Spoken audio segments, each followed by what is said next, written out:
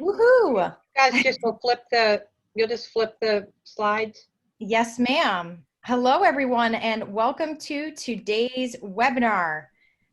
We should see everybody start jumping in here. I'm seeing the participants joining. I'm going to go ahead and mark this as live on Facebook as well. Live on Facebook? Wow. Yay! I think this is my first live on Facebook. Then. No, you did it with me already. Were we live? ThinkTank, we were live. Oh, we were. Sorry. Yes, I forget. I was just talking to you. I didn't realize we were live. I'm just talking to Beth. It looks like I'm having a problem with the signal for whatever reason. I don't know what that means, but it's not letting me add. I think they say you have to get a tinfoil hat and just put that on. I'm not 100% sure. It may or may not be factual. Don't Pinocchio me on it. Let's see if we can get this to go live. I may have to refresh it because I had it open before. So give me 1 second here while you guys are all joining us. Thank you so much for joining us for today's webinar. Very excited. We've got some special panelists today, as you can see here. A lot of them. We look like the Brady Bunch. The Brady Bunch. Don't we? Yeah. Don't get me started. I might sing that song. That was a good show. I liked that show as a kid. Is it just me, or is it, or does anybody else show their kids the old shows? Like I Dream of Jeannie? Like we let the kids watch all those shows. And they're better than what's on today. Oh, there's so many. I'm just like, no, let's watch I Dream. Let's watch, what's the other one with Barney Fife. Yeah. You got Barney too. Barney. Mayberry. Yeah, Mayberry. That was the one. Yeah. Mayberry. They're so good. Yeah. We even tried to watch the new Ninja Turtles for the kids, and it was like dark and deep. And so we're like, we'll just go back to the 80s Ninja Turtles. We'll watch that one. My parents had us watch the old stuff too. Like, I think it's Lawrence Welk where he sings you goodnight. Nice. So that's way back. Pleasant dreams to you. Here's a wish. I love it. Well, we are now live, you guys, live on Facebook. So hello to everyone on Facebook. I did read that there's a 20-second delay. So we will hold the questions and Q&As a little bit longer for you folks that have questions on Facebook. I'm going to ask Cam to moderate any questions that come in through Facebook. And we have through Zoom here the option to ask questions through Zoom. So if you have questions throughout this webinar, please throw them in that Q&A and we'll be happy to either get back to you through our panelists or through the chat. Welcome to today's webinar. It's Insights to Grow Business CEO Tips to Increase Your FEC Revenue, Improve Process, and Nurture Staff. And we have a very special guest here from Trainertainment. I'll introduce her in a moment. If we haven't met yet, talking too fast here, my name is Rebecca Toomey. I am the Director of Sales and Customer Success here at Party Center Software. We offer online booking and facility management features to make booking parties and managing your facility a breeze. You can see here in the middle that we have a lot that we can help you with, but most of all, we love helping businesses to grow. And many of our customers use the data and analytics from Party Center Software, which you'll hear Scott talk about a little bit later, to help them grow their business. So we're excited to share that with you today.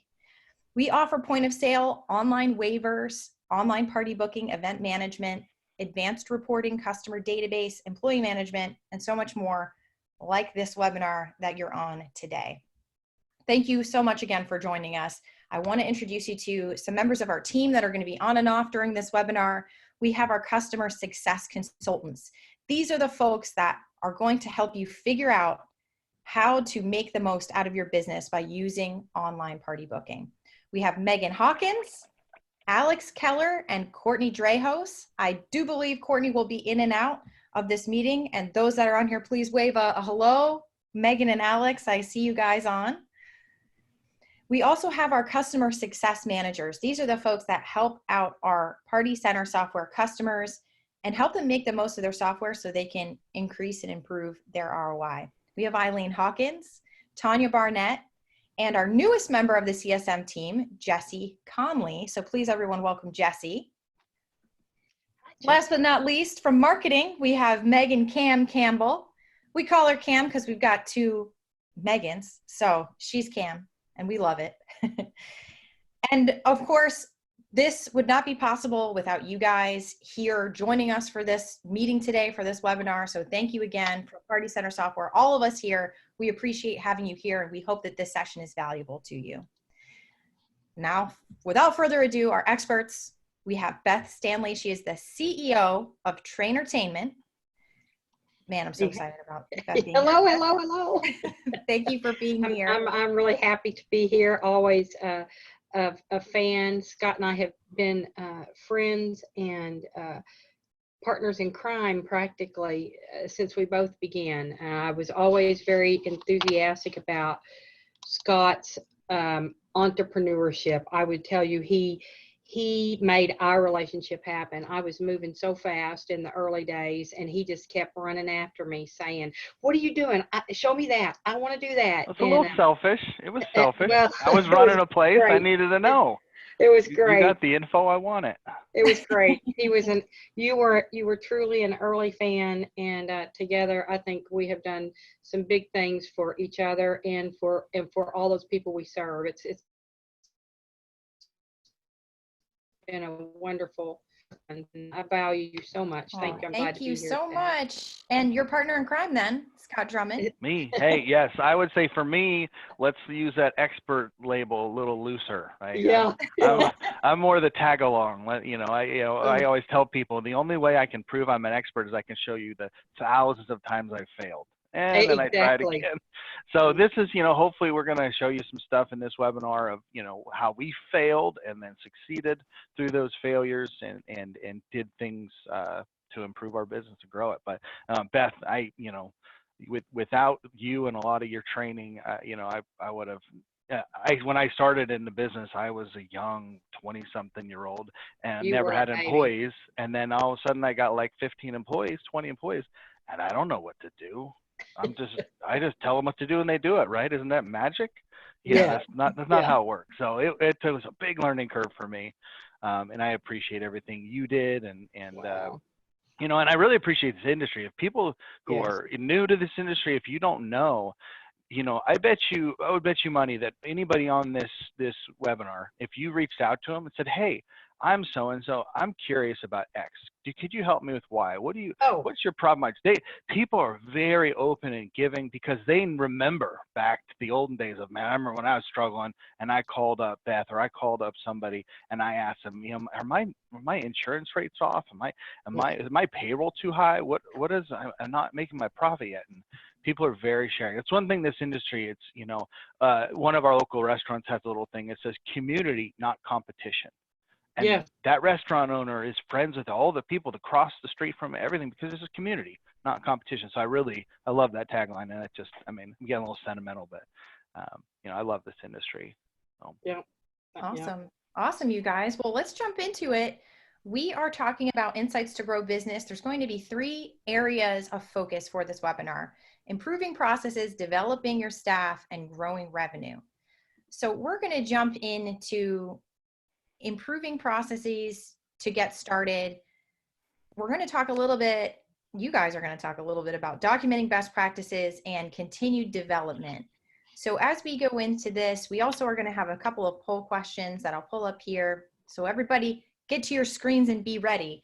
But as we transition into that, Scott, did you want to say a couple of words about the importance of documenting best practices and maybe give them some ideas of how we're doing it that's working well for us? Well, I will be totally upfront, and I am super guilty of not documenting or haphazardly documenting things in the past. So I would very much just kind of like, well, let's just do it.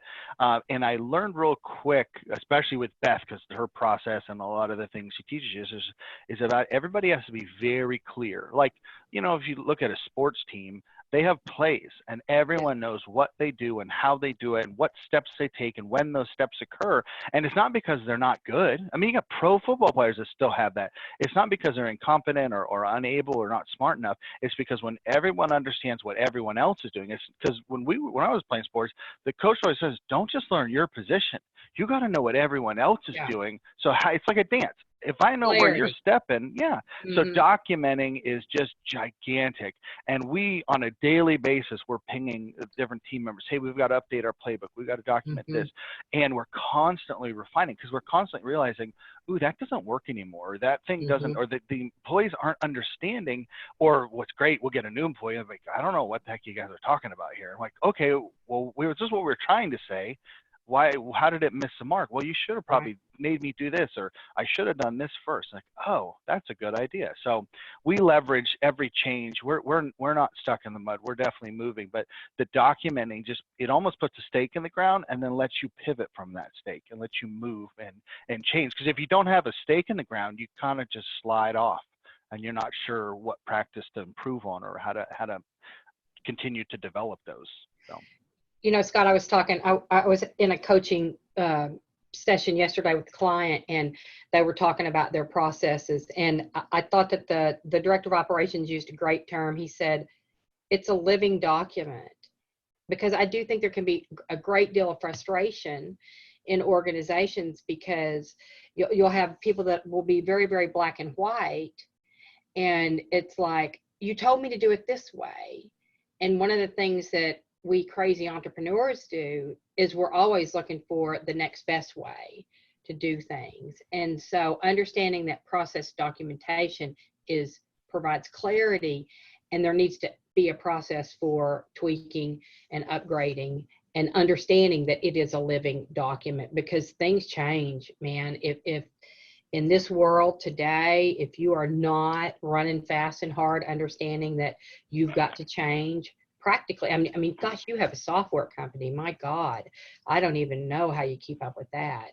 Well, we use a lot of tools. I mean, to be honest, each one of our divisions has kind of a different tool they use, because they really require, and don't get, like, one thing people get overwhelmed, don't get fancy with it. Like, if it's as simple as just writing bullet points down or some documentation, and you'll be surprised, because the more documentation, the more they crave it. Like this one specific instance, how do we react to that? Well, let's document it out, and guess what? Sure enough, 4 or 5 times the next month, that same situation occurs, and they just walk to the documentation, go, oh, that's right, we reach out to this person, we do this, and then we're done. And they don't have to come ask me or their manager or anybody else. They just know, like, as long as I do what is there, then we're good, right? So. Well, you know, Scott, when you and I talked, we talked about the 80-20 rule in a different way in our Think Tank Thursday deal, and process documentation is exactly that. What happens is people try to over-engineer things, and what I have found is when people aren't following a process, usually complexity is the enemy. And if you have 40 steps to something, the first thing you probably ought to do is to look at the 20%. Like, I got these 40 things. What 8 things must be done in order to accomplish what I'm trying to do? And if you'll get good at that, it gets so much easier to get processes that can be followed by all, right? Because that's a problem. I bet complexity, if people aren't following your process, I would first look and see, how complicated am I making it? Yeah. Well, and not only complexity, but training. Like, just because you have a process, because if you didn't teach them, what do the words mean? Like, there's words on this thing, and I don't know what that word means. So, like, you know, some of our stuff gets a little more complex. So sometimes we'll write something down. In one group will write it, and the other group will say, well, I don't know what the GTA, POP, CBD, like, I don't know what those words mean, like the acronyms. Oh, you're right. You would have no idea, because you don't do that. So yeah, complexity and then training. Absolutely, you guys. Now I'm going to go ahead and jump forward to a question. So let me find my polls here, and we're going to launch this poll, you guys. Do you feel like you are running your business effectively? And we've got some answers here. Yes, it's running perfectly. Oh, sometimes I feel like it's running me, or it's somewhere in between. I know a friend of mine asked me in the early days, he said, are you the master or the slave to the business? And I thought, well, that really depends on the day. So we focus a lot on this concept in our company. We business coach lots of teams, not even just in the FEC industry. We subscribe to a process and run our own company with the Entrepreneur's Operational System put out by Gino Wickman, and we're just crazy about it. And we're having a business coaching conference in March where we'll deep dive, but I want to give you a high-level view of some of those concepts. If you'll flip to the next screen there. Sure, you got it. Before you flip to that next screen, I'm going to end this poll. Okay. You can see it here. We've got 27% said no, sometimes I feel like it's running me, and 73% said that they were somewhere in between. 0% said that it's running perfectly. So we've got some good conversation to have. We have people who are able to tell the truth. Yeah. Right. Man, I don't even know what perfect would look like. I don't know what that would look like. So, what happens in all businesses is that at some point you hit the ceiling. You get, and it's really not even just with business. It's with relationships. It can be with life. That at some point we kind of go where we can go, and then we start hitting the ceiling. And the way we think about growth is like this. Rebecca, if you'll go that next slide for me. We think about organizations and how they grow, and we wish they would just do this. Is that how Party Center Software grew? It's just like up, up, up, up, up. Scott? Yeah, that was exactly. We were a little steeper, right? No. Yeah, it was like it was like it was what the Rocky Mountains, Grand Canyon. Rocky Mountains, Grand Canyon. That's it. That's how. Well, I love this. I love this drawing because this is really more accurate. Not this straight line up here, but all these squiggly lines and all this up and down. And we use a term called revolution. So what revolution looks like is people move around. You have to fire somebody. You try something that absolutely did not work and caused a whole lot of grief for your company and for your customers. Y'all never done that, have you, Scott? No, we're perfect, and our customers would always say we've never done anything wrong. Never made a mistake, right? No, and probably not this week. Thing is, but the thing is that when companies, if companies never have a revolution, they don't evolve. And so when they hit that ceiling, if your organization hits a ceiling, if you have a department that hits a ceiling, if you have an individual who hits their ceiling, what happens is they have to go through some kind of revolution, some kind of shakeup. Maybe they go get more training. Maybe they get a performance review. Maybe you break something and start all over again. Maybe you squash a program that you were going to do so that you can focus somewhere else. Because what happens is you have to grow through that revolution and you have to survive it. And when you do, and I know this to be fact, over and over and over again, what I do is I create competitors of my own. We grow people up. That's our mission. We grow others. That's what we set out to do. And we do it inside of our own company, and we do it outside of our company. And there are many talented people that have grown up through our organization, and they're out training and coaching, which makes competitors. And I think I'm probably on the right track. I think we're probably doing exactly what we're supposed to do. But the revolution part is tough. The evolution is thrilling, because if you don't decide you're going to embrace the stuff that's going to create revolution, you can't evolve. And look, if you don't evolve, you're going to flatline or you're going to go out of business. Staying even, when people say, oh, we're all right, we're flat, yeah. I'm like, no, you're not. Danger. You're dying. Yeah, danger, danger, danger. You'd be better to be going squiggly and dipping and weaving and moving than flatlining. Flatlining is that's dead. So anyway, that's all I got to say for that. Questions?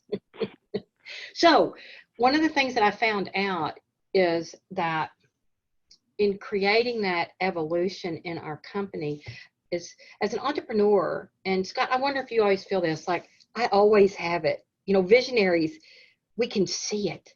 It's in our head, and we know what we mean it to be, and we're thinking about 72 things.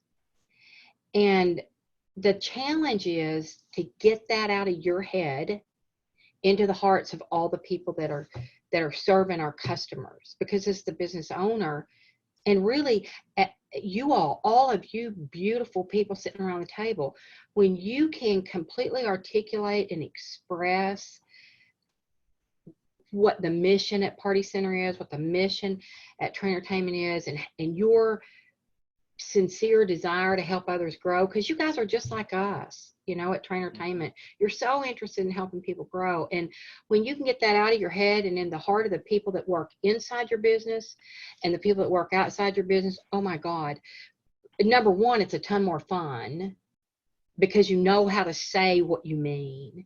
And then I think it's a whole lot more effective. And I think that others get you better, I think.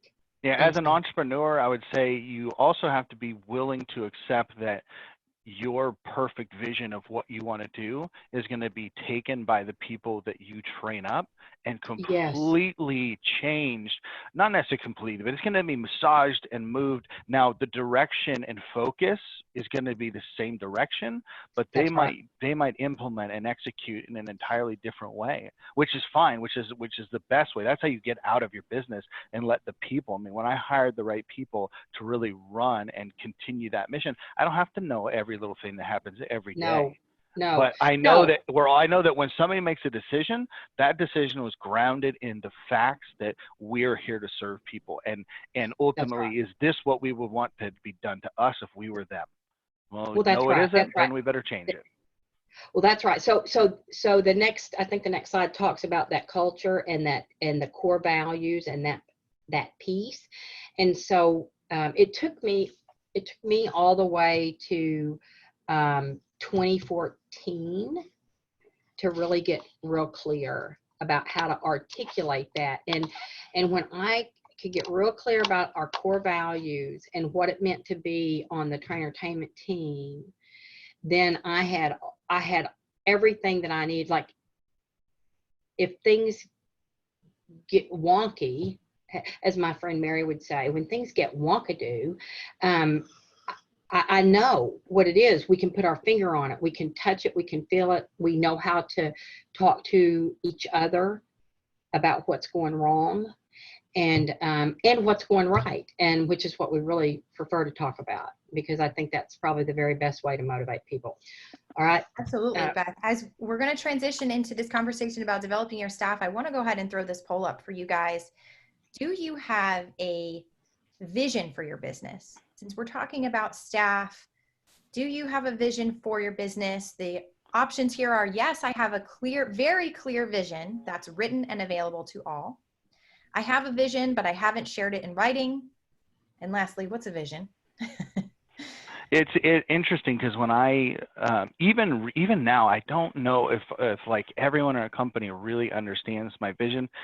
And I constantly, it reminds me that I constantly have to be reminding people and talking about it and sharing it. Just because we have our core values that we have that's written down, people can read, we have to explain, why does that even exist? And so I feel guilty, because it's like, I understand it. And when there was just me and 3 other people in a room and that was the whole company, it's not hard for them to catch your vision, because they are hearing everything you're saying. They're seeing everything you're doing.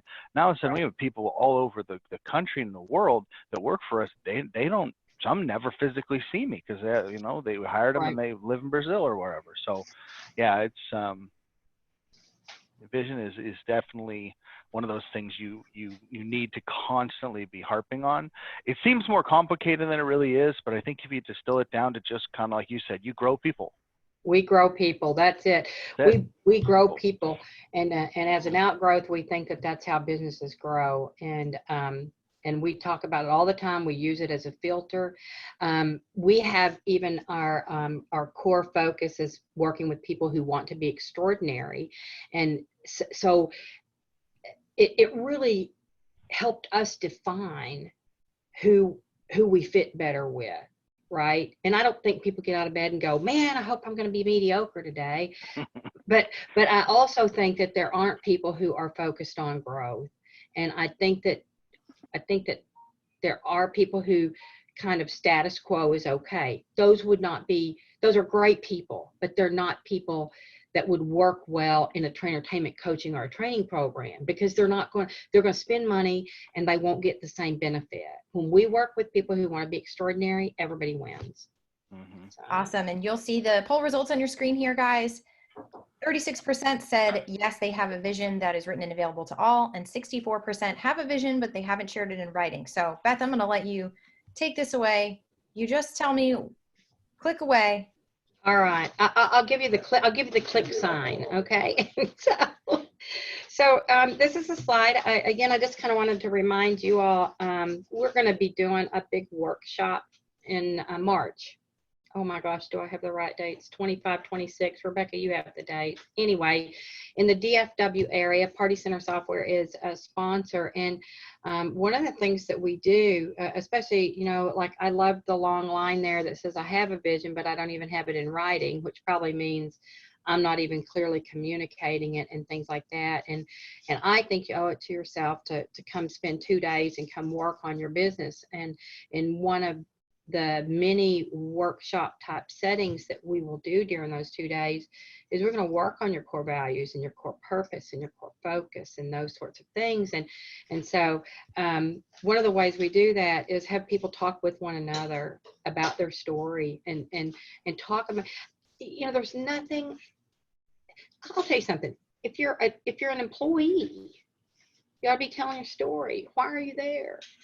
Why do you work there? Because nested inside that story about why you're where you are and why you do what you do are your values. And I got to tell you, when you go get a job, if you decide to create a business, you need to surround yourself with people who believe what you believe. And I don't mean people who are like you. People are going to have different personalities. People are going to do things different. But at the core, when you grab people but like we have this core value that is we believe in being in service to others. And I can promise you, any time that we've had a misalignment with somebody on the team, it was because they believed in being in service to others as long as it served them. And that's okay. That is an okay way to be, just not in my company. Yep. You know, and so I don't value things like bad stuff, but I don't value everything the same way I value learning and being in service to others, having fun. Would you believe fun is right at the top of our list of core values? I believe in being, having, and promoting fun. And, you know, I struggled with that in the early days because I thought, did you really make a company to try to help people be nice to each other and have a good time? And, you know, I really did, because I don't know, we spend a lot of time working. And if we can't have fun doing it, if we can't promote fun, if we can't be happy, why would we do it? I don't want to do it if it's not fun. So yeah, I believe in fun at my very core. You know, I don't think like honesty or even safety are values. I think those are rules of the game. Yeah, requirements. Like you can't, yeah, they're a requirement. You can't lie, cheat, or steal, or murder, or like those aren't values. Those are laws. I think the Bible calls them precepts. So yeah, those are the laws. So anyway, oh, you can go. You can go, Rebecca. This is kind of how we've done it at Trainertainment. It's funny because like when you just look at those words, I don't know if you saw the word integrity on that other screen, but like that's a funny word. Some people think integrity means morals. My best definition of integrity, I think, is doing the right thing even when nobody's watching. But it's too fuzzy. And so one of the things we've done at Trainertainment, and I think it's kind of a real drilled down way to look at it, is we have said, well, here's what it looks like, and here's what it doesn't look like, right? And so just take that fun thing, joy, energy, smiles that lead to laughter, finding humor in both positive and negative situations, being prepared to have fun in the game. It doesn't look like not being present and living on the edge. On our team, we know how to talk to each other when somebody's too stressed. Sometimes people will be out on the road too much and things like that. And we can literally say to each other, I'm on the ledge. And everybody knows what to do. Everybody knows what to do to go help that person. You know, in the early days, we used to use it, kind of shoved each other out the window. We got on the ledge, but we learned. We learned to do better than that. We measure ourselves, even at the leadership level. At a quarterly meeting, the first time my husband had the cancer diagnosis, you know, we didn't know how to deal with all the stuff that goes with that. And I wasn't very much fun in that particular quarter. And so my team was brave enough. We give each other a plus minus, or a minus. Like plus if you're always living that value, plus minus if not, and minus if not at all, you know, sometimes, all the time, none of the time. And I didn't get very good scores. And as the leader, it really taught me so much, because you can't say this is what you believe and then not live it. It's just an aspiration, and it will not help your team if you do not live what you say you believe. It doesn't work. And so I think these values are super important. I don't think it's a corporate-y, muckety-muck, we believe in blah, blah, blah. You know, I don't think it's that. I think it is, I didn't know I'd express myself there, did I, Scott? That was perfect. I think it is, I think it's what people hang on to. I think, you know, there's so much talk about millennials and stuff. Young people want to work where they feel like they have purpose. And I think defining these values help people understand where you stand and what your purpose is. And I think you clearly articulate them all the time. We believe in intentional learning. When I hire people, I always say, well, what's the last book you read? If they are not voracious learners, if they don't already do that on their own, they do not fit well in my company. You know, they do not. We're teachers, we're trainers, we're coaches. How arrogant would it be to not be nuts about learning, right? Any questions there? You can go. Okay. It's cool because what you do is now you have a filter. We have more values in those too. We believe in being in service to each other. We believe in high performance, and we also believe in taking initiative. Scott, like your team, so many of our people, I mean, we don't live in an office together. We live around the country. And so anybody that doesn't know how to get out of bed and go to work on their own, yep, that wouldn't work, you know. So it's real clearly defined. In a family entertainment center environment, I know, like I'd love it. Have them raise their hands, Rebecca. If you've ever hired anyone because they have breath in transportation, please raise your hand. Sorry, right? guilty. How many? Oh yeah, yeah, Oh. absolutely. And all the hands went up. And the thing is when you those are ones, right? If you look at 10s being the ideal employee and ones being breath in transportation, the challenge with those guys is they will only work when their manager is on their tails. The minute somebody turns these are not usually people who share your core values, you know. And sometimes I know it just feels like you can't do any better, but I can promise when you decide you're not going to settle, that you know the filter you're running people through and who you're going to hire, and then you stick with that. Oh my gosh, your life. How much time do you spend on the troubled children? It's all your time and energy. And then you know what? You don't get to work with the superstars, and the superstars go somewhere else, right? Mm-hmm. It's not worth it. It is not worth it to have the ones. So I think the requirement to get 10s is you got to know who the ideal employee is, and you can run that. I would challenge you all to think about the very best team member you've ever had and write all those characteristics down line those up with your core values, and that's the filter that you run them through. What do you think right? the average, I mean, for me, I can think of, like, if you said tens, I'm thinking there's 3, 4, 5, thinking back to my family entertainment center days, because all my employees are tens here, but yeah, I had 3, 4, 5 of them that were tens. And where do you think the average employee is gonna, because, there's only so much, some people just aren't as motivated. They're good employees. They work well on their own, but they're not going to go super above and beyond. Like I would probably say they all line between 6, 7, and 8, maybe 8 would be a high. Is that, what do you?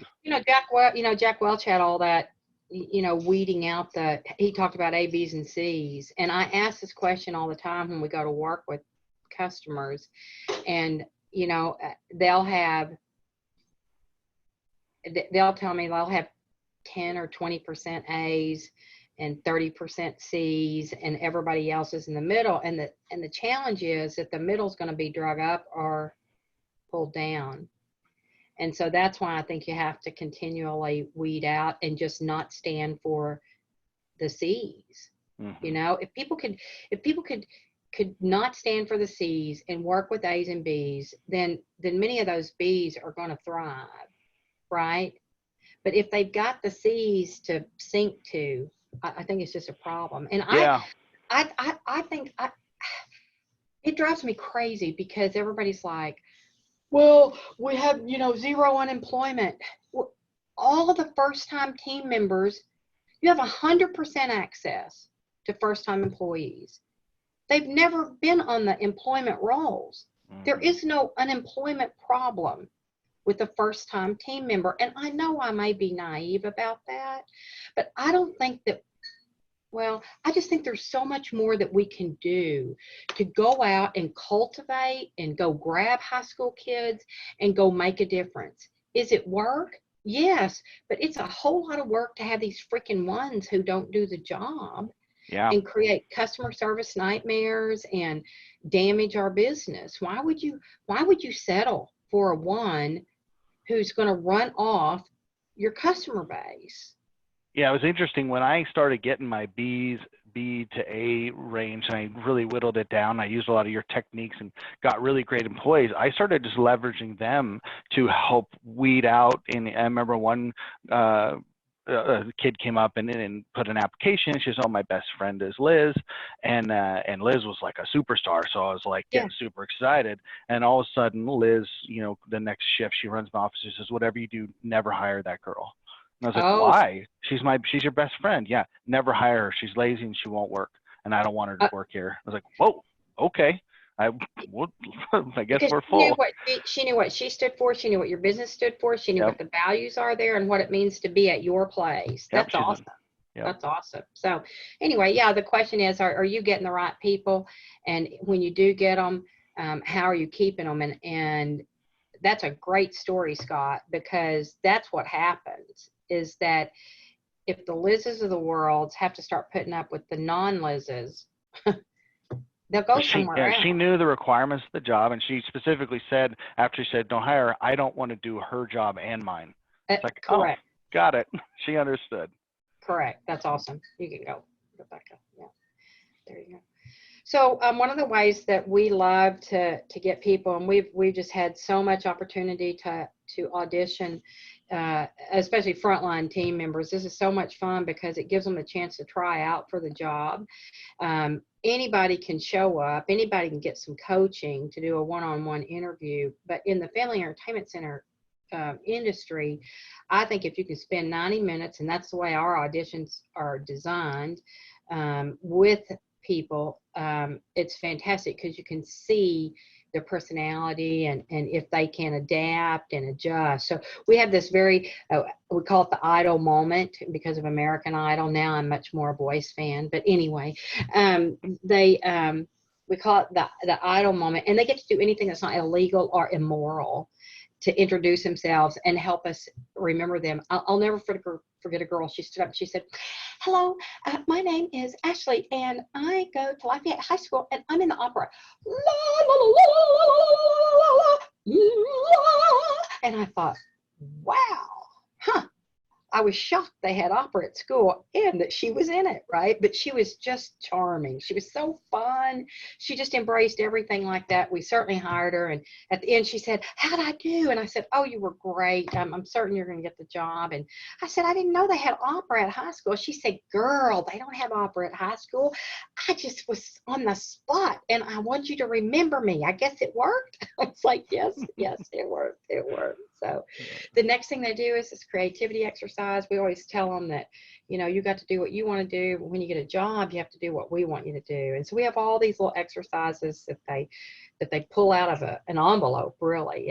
And they will help each other and all kinds of stuff. We demonstrate the core values, split them into groups.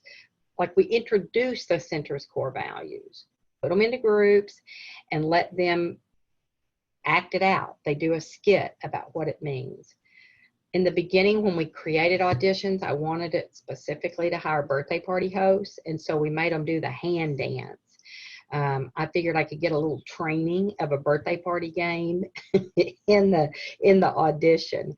Human knot, they've got to work together and get each other untangled. And then finally they do a role play activity that is a scenario in the building. So how would you handle a mad mom at a birthday party? What would an altercation look like between you and a team member? How would you solve that? How would you respond to a customer making an unreasonable demand? Oh my gosh, they'll do really funny things there. So anyway, we've written a book on how to do it. And that book's available out on the Trainertainment website. And we are absolutely for hire to come and do auditions. I don't even know. I should know. But I bet we've auditioned more than, I don't even know. I don't know, 15,000 people at least. And so just kind of seeing everything. And I'll tell you, the centers that do so great, what they do is they hold auditions about every 8 weeks, whether they need anybody or not. It's awesome. And then they're always kind of keeping the cream of the crop. That's the way to keep the A's and the B players.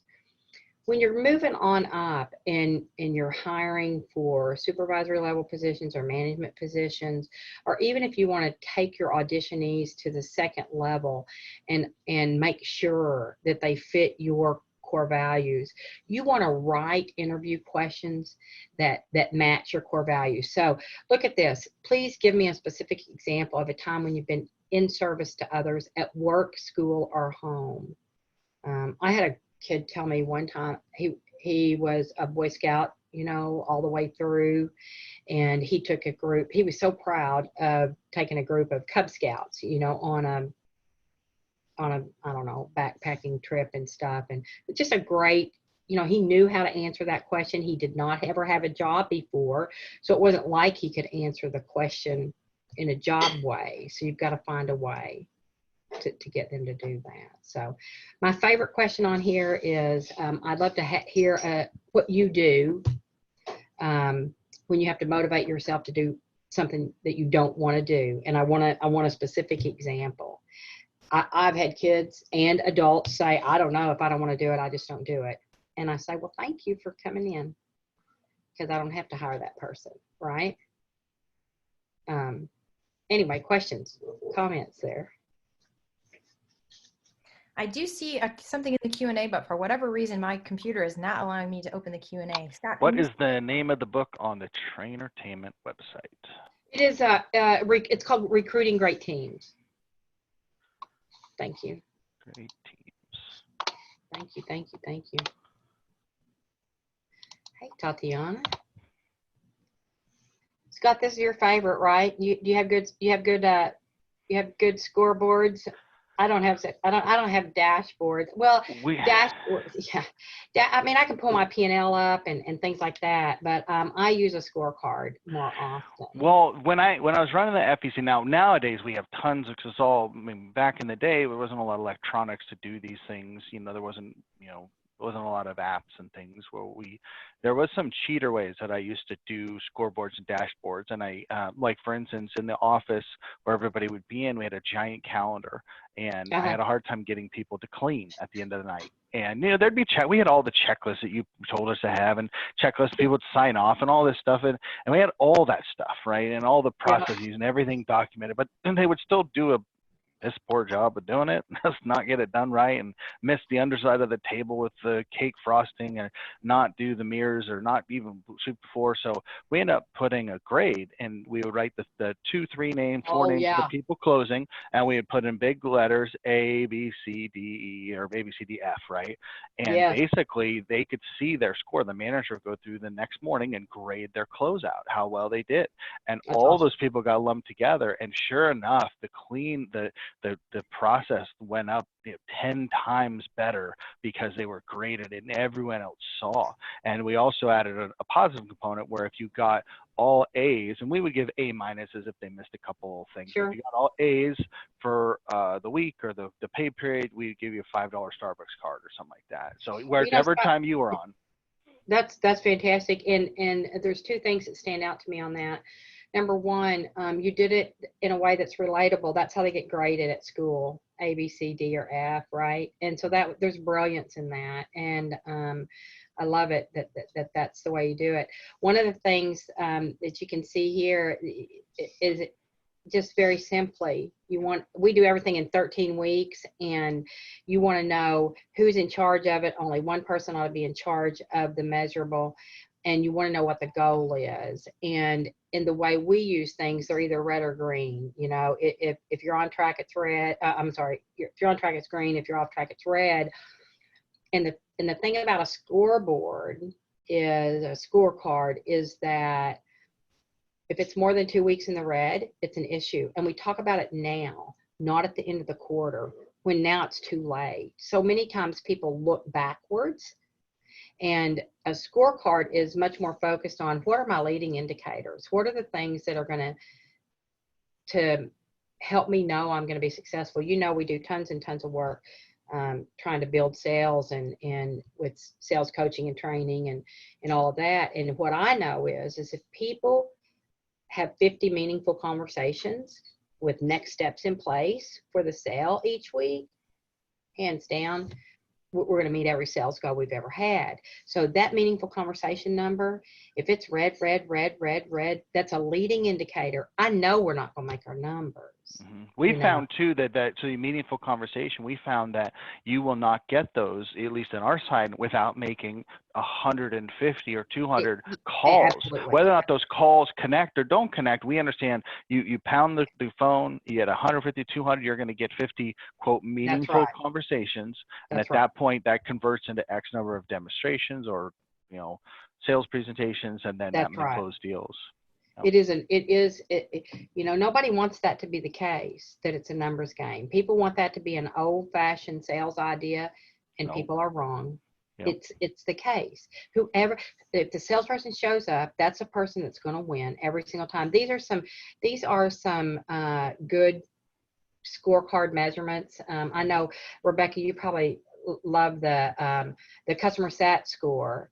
Our Facebook stars or our Yelp stars, people just hate it, that's something they got to pay attention to. Your net promoter score, you need to pay attention to that stuff. Those are leading indicators about whether or not somebody's telling their friends about coming back to your place or planning to come back to your place again. Now, in the FEC world, I guess would be maybe a customer satisfaction survey would then maybe go back, like, let's just pretend your customer satisfaction is diminishing for certain party hosts.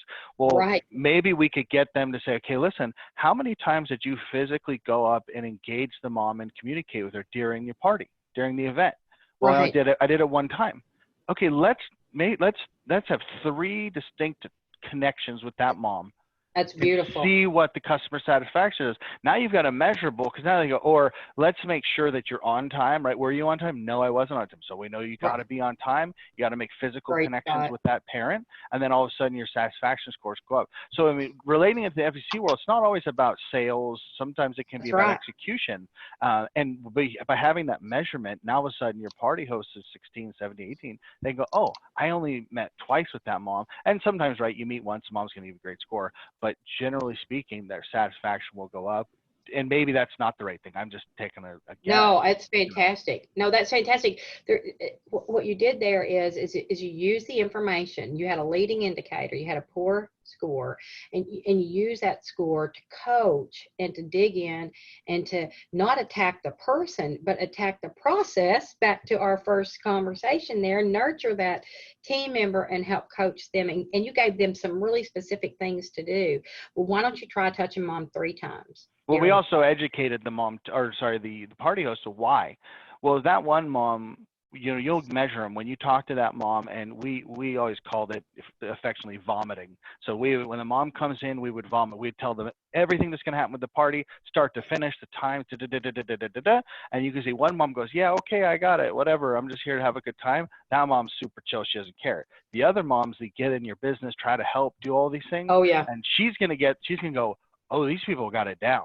I can take a deep breath because they just rattled off the 15 different points in the party, which things I was worried about. And I was worried about. And so we go, oh, okay. So we get it out of the way. And then, but we're teaching these party hosts that which mom is it? Because maybe you gotta go talk to her 5 times. Right, because if she starts getting your stuff, you know, and then we also always give them a task, right? So sometimes we'll say, if this mom, give her a task to come help you do something, and that will get your satisfaction score through the roof because they felt they participated. Where the other mom's like, leave me alone, I just want to talk to my friends. All right, that's great. She's happy. Scott, one of your guys, one of our attendees asked where you put that closing checklist. Where I put the closing. We have a question from Cheyenne asking, where did you post the scorecard for closing? Well, so we have, for us, we had like the check sheets that they would mark off, and those would get handed in every night. The manager would go over them, but the manager would go and actually do an audit of the facility in the morning, and she had to clean the toilets, which she'd be pissed about. She would, you're getting a D. And we just use a giant paper handwritten calendar, one of those big ones that sit on a desk, and we posted it to the wall, and we write, and the only point was just to write their name on it and write a big A through F. That was it. So it was just on the wall. It was in a place where the customers couldn't see it, right? So it was where they clock in and out in like a little office space. But everybody put their purses in there. Everybody in there. That's right next to where their schedule was posted. Nowadays, everything's online. So I mean, technically, you could do it online. If you did it online, if it were me, I would also have a printout of it on the wall because, you know, out of sight, out of mind. When you know everybody can see it, and you know there's an F on that wall, you know you're, you know. Well, and when you know there's an A on the wall, like you really want it to be a wall of fame, not a wall of shame, if at all possible. Yeah, for sure. And ours was, again, that $5 Starbucks card. If your name is on, every time your name is on there, if you get an A for the 2 weeks or whatever, you get a $5 Starbucks card. Very true. So we have talked a lot about hiring and staff vision. If you guys have questions for Beth or for Scott, please throw your questions into the Q&A. We have a little less than 10 minutes left, and I'd like to transition us to growing revenue, because I'm sure, I mean, you guys want to make some money, right? He wants that. No, come on. I want that. So I'm launching this last poll that we have here. Do you use your current party booking statistics when you are planning your annual sales and marketing goals? Great question. And if somebody's like, what are party booking statistics? Then you'd probably say no. But I mean, and really this is anything. We're not just talking about Party Center software. We're talking about anything. Google, Facebook, you know, whatever statistics, if you're using statistics, I mean, we are leaning this towards party booking statistics in the sense because we want to, we're leveraging our, you know, what did somebody tell me? If, you know, you want to sell to somebody who wants your product, right? So if you already know they want it or they're in the demographic that wants it, go after them. Don't go try to sell someone who has no desire for your thing because it takes too much effort. So knowing who your exact demographic is, when they want to do it, how they want to to do it is critically important. So yeah, we were just curious, you know, do you use these stats when you're planning out your sales process and your goals? Absolutely. Hopefully you do. All right, I'm going to end this poll and share the results so you guys can see. 36 boom, and boom. 30, well, 36, 36, and 27 here. Right down the middle of all of them. Right down the middle, yeah, yes and no, and then we've got some sort of. So I am going to pass this over to you, Scott. You know, you just tell me to click through as quickly as you'd like to. Yeah, we'll hustle through this a little bit. But hey, I while we're doing this, can you believe it? Yeah, do the Q&A question and answer if you guys have it there. Go ahead and click through to the next one. So you got to assess your market in kind of what that means. And so we're going to go through some of the stats that we've collected. Now, just as a big asterisk, these are general industry-wide stats from the data that we're able to collect and analyze and into Google and things like this. So you may have a slightly different business, and I'll cherry pick a few things where I'll tell you, hey, this doesn't work for these types of businesses. But you know, online booking by gender, this should be absolutely no surprise to you. 86.2% of the people who book parties are female. Moms typically are grandmas, but generally speaking, a mom. 13.8 are males, and that's for online, and then offline. So you can see that offline tends to be a little higher. So men will come in more often than they'll do an online booking statistically. I don't know if there's any, you know, significance to that, but it just is what it is. This shouldn't be a surprise. Now this will vary across. Because some of our, I mean, we have one facility that's strictly an adult facility. They only do adult events at all. That's all they do. And then we have others that only go up to 6 years old, a little indoor kiddie, soft play, you know, theme park kind of, or adventure kind of thing. But this shouldn't be a surprise. A bulk of yours are going to be, you know, 4 to 6 years old. And then the next is the 7 to 9, and then the 10 to 12. So if you look, you know, you're talking about a lot of percentage, 60, 77% are between 4 and 12. So that's kind of a no-brainer. We all know that, but it's interesting to look at your stats specifically for your facility, because what if you have a smaller percentage of 1 to 3s or 4 to 6s, and you have the ability to execute on those. Maybe you have enough redemption games for the 4 to 6, but you don't have very many parties in that demographic. And what if your demographic locally through your actual statistics shows you have a ton of 4 to 6 year olds in your, you know, in your demographic? You know, you should really consider you know, increasing that. You know, parties booked by weeks in advance. Now this is an interesting one. So less than 1 week. Now back in the olden days, 10 years ago, people used to book many weeks in advance. It was very, we hardly got a last minute except for when it rained or some weird thing. I wouldn't say hardly, but it was statistically was not 20% that booked within 1 week, you know, or less than 1 week. But you can see it's kind of evenly split, but people are starting to think, you know, they're 4 to 8 weeks. I'd venture to guess if we broke these apart by corporate type business or schools or field trips, those are what's skewing some of those to that 4 to 8 week range. But you can see that yourself. Oh, that is a great stat. Yeah. I took a picture.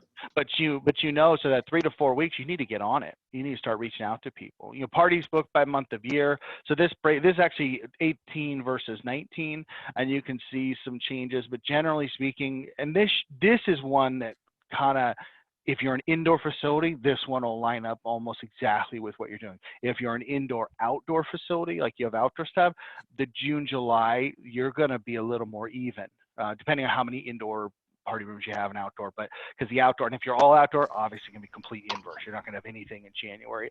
But for the most part, that's when people are thinking, and it also aligns directly with school, when school's in. So you'll see when school's in and back down when it's out. The online party booking sessions by day of the week. So you can see Monday's been the day. Monday is the day everybody books. It's relatively even, you know, the percentage between Monday and a Saturday, you know, these are online, right? But Monday does get the peak, but it's generally every day of the week next. And this one's the big one. Yep. Scott, I have to say something about that, because we've always known that about Mondays, and people have got to I mean, you're seeing it happen online. And so of course it happens on site too. And the same thing with Saturday. Saturday was your second biggest day. And people don't think about having a sales rep. They'll They let never that do. person off on Monday because they work the weekend and they Yep. won't have somebody selling on Saturday. It's your biggest opportunity for bookings. Don't miss it. Sorry. Yeah. Yep. No, absolutely. Yeah. Either A, they won't have enough staff on Saturday to be able to do that booking, or the person will be off on Monday. It's like, no, have them off on Wednesday, pick a different Right. day, or Right. make sure the backfill, don't have them off at any day, backfill it. The timing is interesting. Obviously they don't book in the middle of the night. Generally speaking, there's a small percentage, 0.5%, but you get up to the 10 a.m.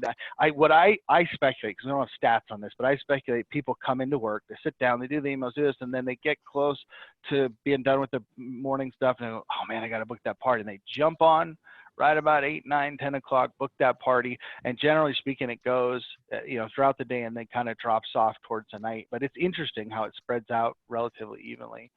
Average party booking. This one's an interesting one. There's going to be people that look at this number and they'll be, oh, that's ridiculous. We only get $99 or $150. Now, this is total volume or total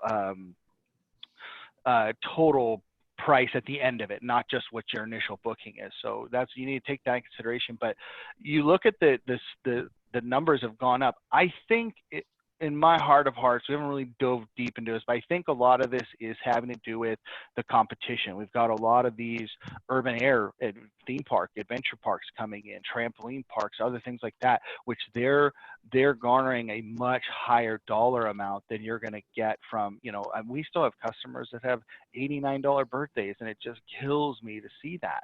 Some of them have a justifiable reason why they do it. Some people are just scared, but for the value you're presenting, $100 birthday party, it just hurts my heart to know you can't really do all the things you need to do for $100. But this being said, this is the average, right? This isn't the max or min. This is the average, meaning there's a lot that are over this $400, $500, $600, and then there's ones that are under. So just something to think about. Now, this last little bit, I don't know, do we have any other questions in there? I know we have, yeah. So let's jump. So leveraging your social trends. This is something that popped up, and we'll take a poll right after this. But watch this video. This is Dennis King from Tiffany Skate In, and this is an Instagram app filter that he put in. So you can see he's talking right now. I don't think we have audio on it, but he's basically saying, which skate are you? So you hold the Instagram thing down, it does that. If you've seen Instagram, it does it, and then it picks.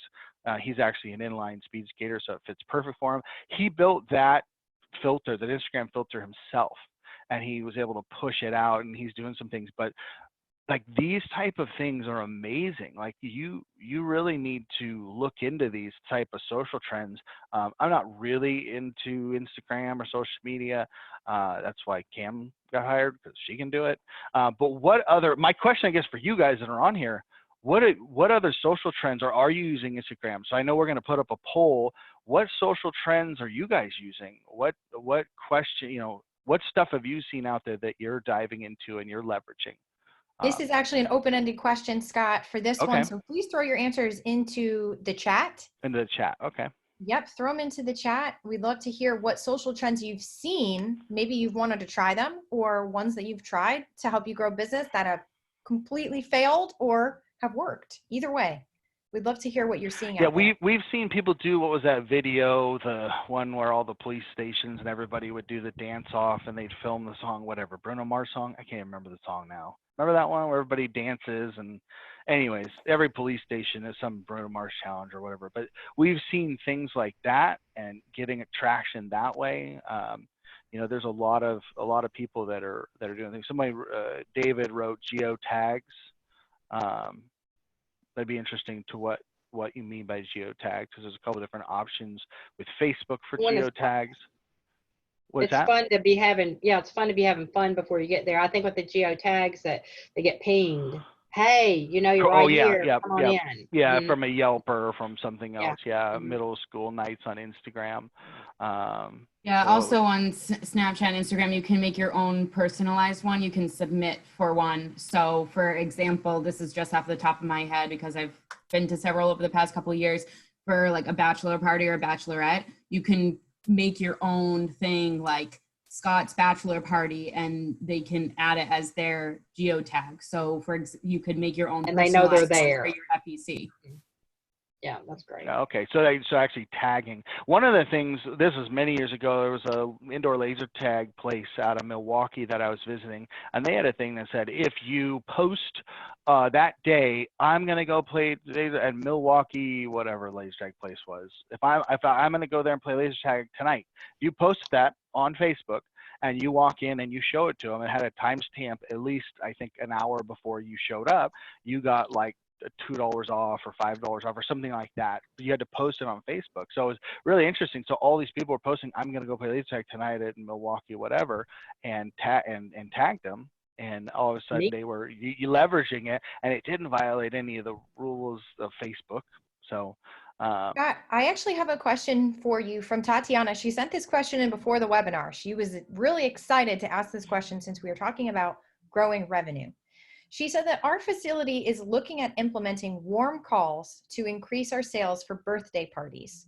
Currently, we're only doing this by emailing our previous party parents, but I'm wondering if it would be more effective to make the calls ourselves, and how would you implement that process in training with the staff who have never made warm calls before? Yeah, I'll start this one off and I'll let Beth finish it up. But so warm calls, yes, there was an interesting stat many years ago that showed that party booking people that booked a party generally wouldn't book the next year, but they'd book the year after. They're much more probable to book the second year after they came. Not to say we wouldn't hit people up, but you absolutely need to do those warm calls, and there's warm things. And based on the numbers that we showed you on how many weeks in advance, it needs to be many weeks in advance, and it needs to be targeted.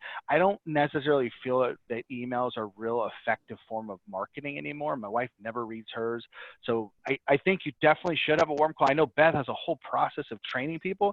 I don't necessarily think every employee should be making these calls. I think you need to find the people that resonate well, that have well. So Beth, you take it from here. Yeah, I'll make it quick. We call them PPO, past party outreach. And Scott's right. You could call last year, you can call the year before, and you can call the year before that. You can do 3 years back and stay 30 to 45 days ahead of time. And this is how it sounds. Hi, Rebecca. This is Beth from the Family Fun Center. And I see that little Megan is going to have her birthday next month. I want to be the first to wish her happy birthday. And I'm wondering, what are y'all doing this year for her party? Where are you planning to have her party? Right? Because either so many times that mom will go, oh my God, it is. Yeah, exactly. That's what she said. She goes, oh geez, I forgot. And she may want to talk to little Megan, and I'm going to say, well, I'd love to make it easy for you to book. We've got a party card for Megan as a birthday gift. You're welcome to stop by and pick that up anytime. And if you'd like, I'm happy to go ahead and book the party for her today. And most of the time, Megan's mommy will tell me that, let me talk to Megan, see what we want to do this year. Thank you. Remember, I've got this party card. Please come get it. La, la, la. I mean, it's just wonderful. And listen, everybody won't answer. And you can send an email after you call and say, hey, I called to wish Megan a little, happy birthday. We'd love to invite you to come have your party at our place this year. People want to be invited to the party. And what happens is your phone will begin to ring more. Your party bookings will go up more online. She knows she can go online and book that party, but you were first. The salesperson that shows up and asks for the order is the one that's going to win. And if you've got Party Center software, you've got every way in the world for them to go ahead and book now. So I love that script, Beth. That's fantastic. Thank you. We wrote the book on that one too. That is in the group sales manual, building great birthday party manual. Sorry, building great birthday. Now, everyone, I know we've gone a little bit over. If you're still here, thank you for being here. If you're on Facebook Live, thank you for being here. Please go ahead and throw your questions out there. I'm going to do a couple of announcements while we get some more questions in. The statistics that you saw earlier that Scott was talking about, they are in the 2019 online party booking study. This is the link here to receive this, but everyone that signed up for this webinar is going to receive a link directly to this online booking study in the follow-up email that comes after this email ends. So don't stress out. That email will arrive by tomorrow. I include the recording, and it takes a little bit of time to process, so don't fret. If you want it sooner, send me an email and I'll send it to you sooner. So that's number one. Number two is Beth mentioned, she has a growth seminar happening on March 25th and 26th. If you are interested in attending that, we actually have a couple of sponsorships available. So please email our team, whoever's email address you have, or just reply to me and I'll connect you with the right people to get you connected with the right people. We will also include a link to get you signed up directly in the follow-up email as well. Reminder, that goes out tomorrow. So just take note. That is going to be a really awesome event, and I'm very excited for you, Beth. And then lastly, we have a giveaway going on. So if you visit our blog, partycentersoftware.com/blog, the blog that went out today is actually for a guide created and used by Trainertainment.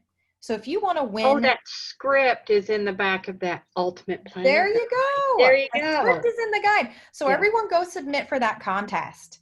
And we're going to be giving away that booklet. So very exciting things. I know this was a lot of announcements in one place. Did we have any questions that came in that needed to be answered? I see one in the Q&A, but again, I can't click on it. I'm not really sure what's going on. Tatiana asked, how effective do you think mailing is with marketing, like mailing postcards / discounts for parties?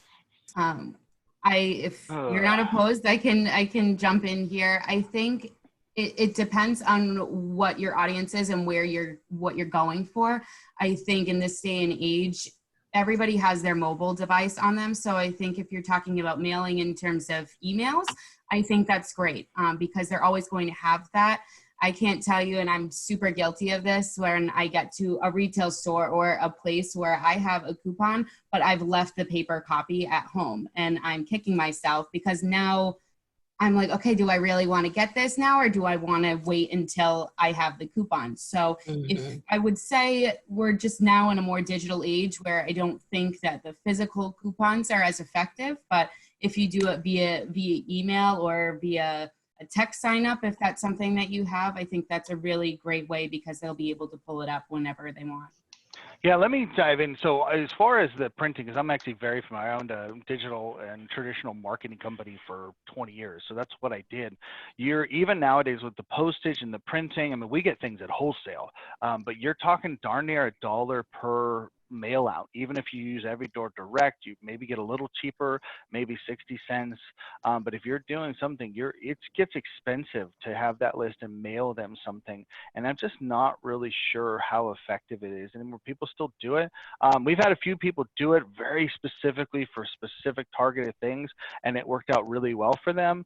But as maybe a holistic plan, your social is going to get it, your top of mind awareness, TOMA as they call it, or your engagement, with all the marketing tricks. Any marketing class is going to talk about repetition and constantly. One postcard just gets one impression and then it gets thrown away. Whereas in social media, if you pound them with it, that same dollar can go 1,000 times farther on Facebook or Instagram or some other option if you do it right than in a postcard.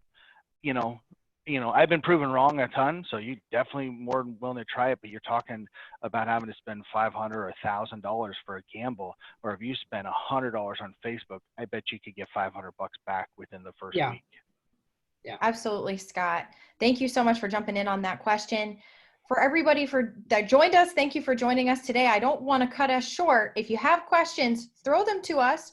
Or better yet, send us an email, and be sure to stay tuned for more webinars with Party Center Software and with Trainertainment as well.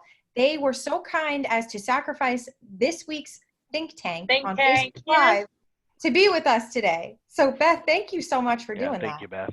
Oh, I love it. It was fantastic. I was just typing there in the chat box about it. It was just wonderful. Thanks for letting me be a part of it. And I talked this over time. You're going to always be over if you talk with me, probably. But sorry, guys. Thank you, though. I appreciate it. Was fun. Love you. And Scott as well. Thank you so much for your insights and for sharing, and to all of the team for joining us today, and for everyone out there. Thank you, guys. Thank you. Have a wonderful rest of your day. And if you have questions, shoot us an email. Have a great one. Talk to you soon. Bye-bye. It was good, guys.